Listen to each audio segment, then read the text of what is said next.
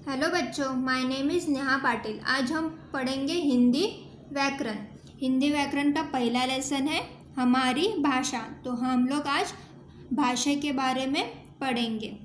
इन चित्रों को ध्यान से देखिए। देखो, ये पहला चित्र है, ये दूसरा चित्र है। पहले चित्र में कुत्ता भौं भौं करके अमित को कुछ समझाने की कोशिश कर रहा है, लेकिन अमित समझ नहीं पा रहा है। देखा, पहले चित्र में क्या हो रहा है? अमित पर कुत्ता भौं भौं करके कुछ समझाने की कोशिश कर रहा है, लेकिन अमित को उस कुत्ते की भाषा समझ में नहीं आ रही है। दूसरे चित्र में भी तोता बोलकर कुछ कहना चाह रहा है, पर बच्चे समझ नहीं पा रहे हैं, क्योंकि कुत्ता और तोता बोल नहीं सकते। इनकी कोई भाषा नहीं है। तो दूसरे चित्र में भी क्या हो रहा है कि तोता उनको कुछ बोल रहा है, लेकिन वो समझ नहीं पा रहे, क्योंकि इन दोनों की भाषा अलग है, वो बोल नहीं सकते, इसलिए उनकी भाषा हमें समझ नहीं आ रही है। ठीक है, अब देखिए, यहाँ पे चित्र दिया गया है।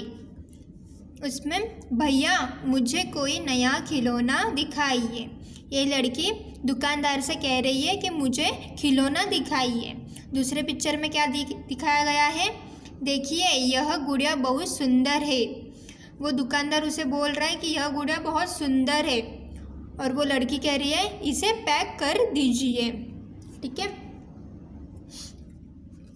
इस चित्र में दुकानदार और रिया की बातचीत हम आसानी से समझ पा रहे हैं। भाषा के द्वारा हम बोलकर अपने मन की बात दूसरों तक पहुंचा सकते हैं और दूसरों की बात सुनकर समझ पाते हैं।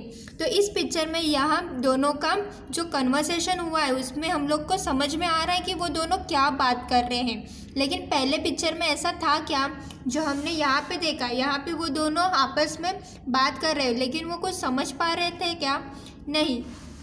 लेकिन यहाँ पे इस पिक्चर में ये दोनों अपनी बात बोल रहे हैं और समझ भी पा रहे हैं। तो हम अपनी बात बोलकर दूसरों तक पहुंचा सकते हैं। आगे, विचारों का आदान प्रदान ही भाषा कहलाता है। भाषा के रूप। अब इन चित्रों को देखिए कि इनमें क्या हो रहा है। ये चित्र दिखाई दे रहा है बच्चों। तो इस चित्र में क्या दिखाया गया है?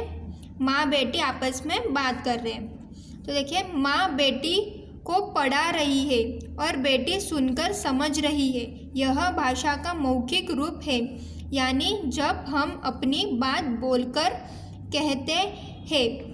इस चित्र में माँ अपने बेटी को पढ़ा रही है और बेटी उसको समझ रही है। तो ये क्या है? भाषा का मौखिक रूप है, यानी हम अपनी बात बोलकर भी दूसरों को समझा सकते हैं। नितिन पत्र लिख रहा है और उसका मित्र उसे पढ़कर समझ रहा है। यह भाषा का लिखित रूप है, यानी जब हम लिखकर अपनी बात कहते हैं।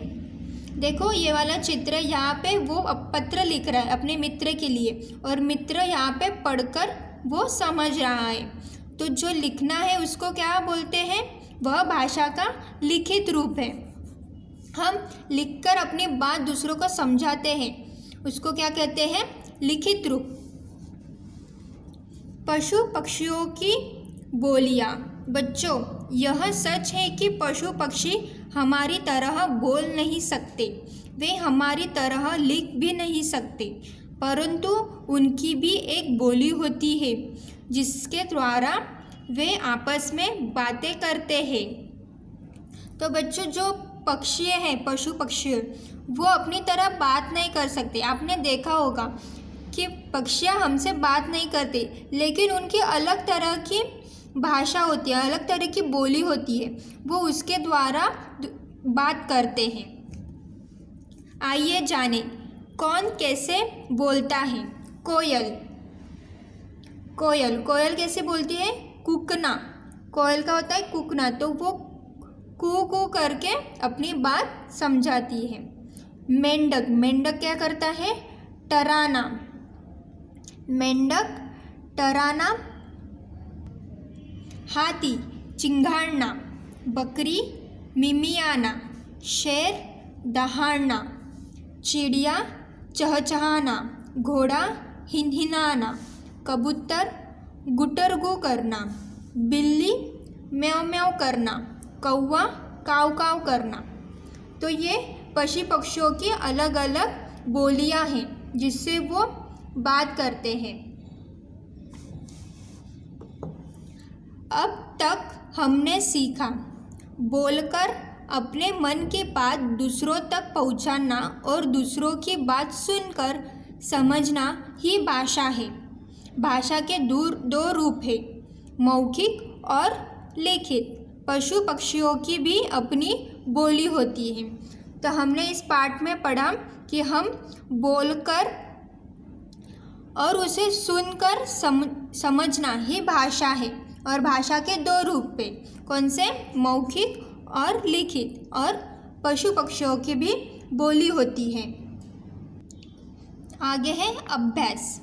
तो बच्चों ये वाला आपको खुद से करना है और ये वाले क्वेश्चन 2 ये आपको अपने बुक में लिखने हैं। हमने बुक बनाई थी हिंदी की, उसमें एक संचिता का पार्ट था और दूसरा व्याकरण का। तो ये व्याकरण के पार्ट में हम लोग लिखेंगे,